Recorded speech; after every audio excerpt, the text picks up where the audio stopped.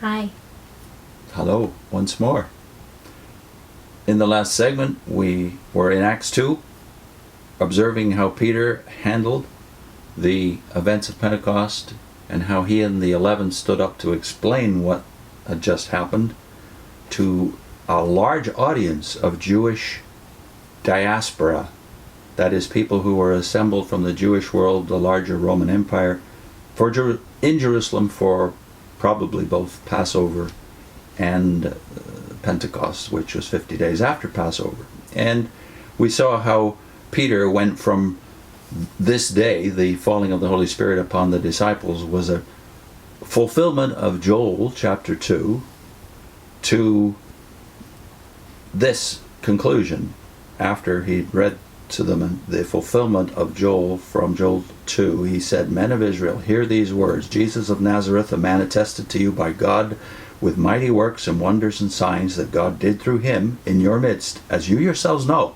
This Jesus," or this one literally, "delivered up according to the definite plan and foreknowledge of God, you crucified and killed by the hands of lawless men." I think it's worth noting just that little phrase, "this Jesus," or "this one." The humanity of Jesus is stressed here. Jesus of Nazareth, not the Son of God, not even Messiah at this point. Jesus of Nazareth, this one you crucified. God didn't allow him to see the grave, though, for long. This body that was put in the grave, he says, was raised up.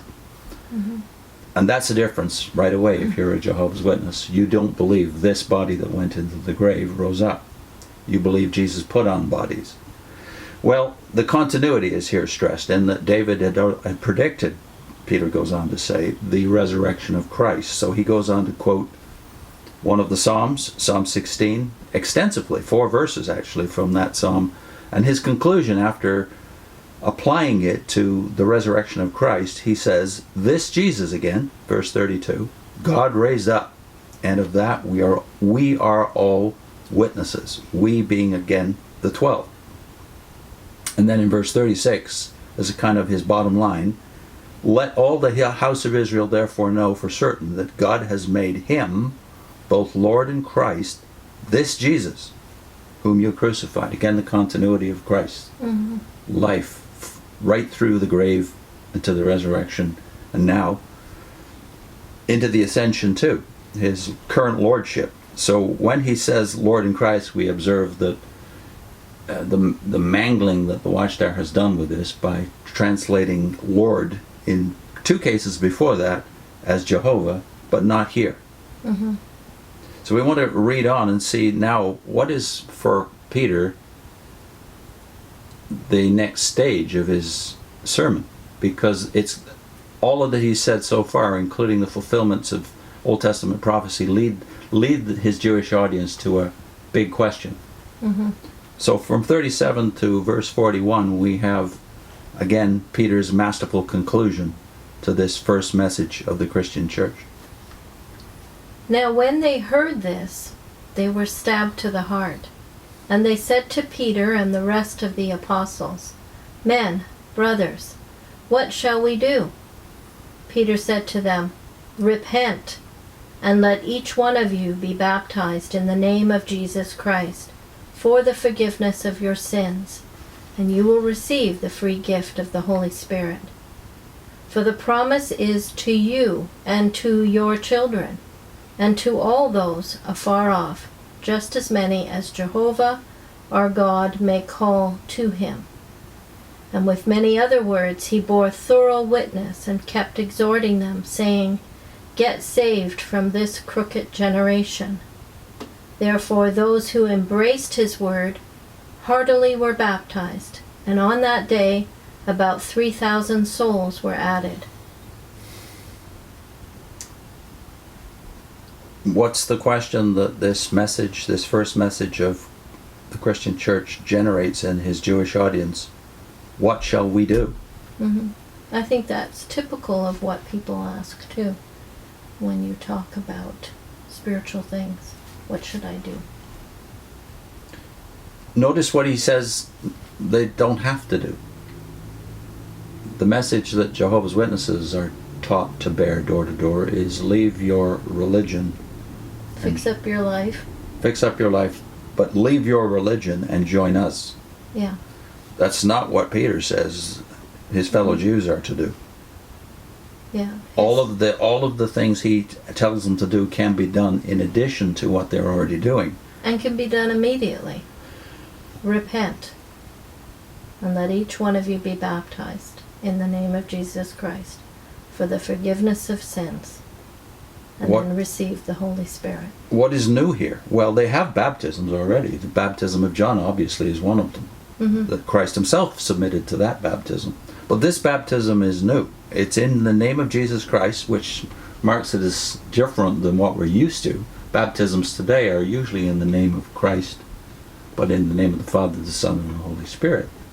In Acts, however, they're usually in the name of Jesus. And even the fact that it's in the name of Jesus Christ, and not the Son, as it's more found in more later forms, is an indication of the stress upon Jesus' humanity in the early days and the continuity of his physical life. But it's about something that John's baptism wasn't about, namely in the name of Jesus, but also for the forgiveness of sins and the reception of the Holy Spirit. These are all new to Jews. Yeah. So the centrality of Jesus, obviously, the significance of the baptism for forgiveness of sins, and this gift of the Holy Spirit to give them power for their new life, which baptism symbolizes, death to the old life and a new life in Christ. Yeah, but when it says death to the new life, The old death life. to the old life, it doesn't mean leave your religion. Yeah. These people are actually the first Messianic Jews. Yeah. You know, we're familiar with those, with the community of Messianic Jews today, but we don't often think that the early church were really the first Messianic Jews. They were all Yeah. Jews who were Yeah. Messianic in the first church, yeah. So another thing here we might not notice is he doesn't say just volunteer to be Christian. He says all those that the Lord our God calls. So the doctrine of election is right here in verse 39, that God is the one who initiates the process and calls the saved. It's not something that they can do in that sense. Yeah. It's something that's been done for them. But we shouldn't leave verse 39 without observing again that the Watchtower has mangled the translation. Yeah, they replace Lord with Jehovah again. The Lord throughout the book of Acts is Jesus Christ. And we can't say that too often because the Watchtower has effectively hidden that from the eyes of Jehovah's Witnesses in the New World Translation. I think too we were noting the efficiency of the early church when it comes to Discipleship. So when we left the Witnesses, we had read some of David Reed's books. I can't remember which one it was in, but he made the point that it took 3,000 hours to make one disciple in the Watchtower. That's the amount of time has increased since then to about 10,000 hours to make one disciple. And here you've got, in probably less than an hour, 3,000 added. Yeah. That's the Holy Spirit. Yeah. Now, blessedly, as David Reed pointed out, the Watchtower publishes the statistics year by year, or used to, so that you can make these comparisons and say, okay, this is how the world makes disciples. They add on by human effort. Muscle, yeah. But when the Holy Spirit is at work, obviously something else goes on. You got one message, 3,000 disciples, and that's probably just men, as opposed to people that are being baptized that day. So in the next segment, we want to discuss specifically the marks of this new fellowship, not new religion.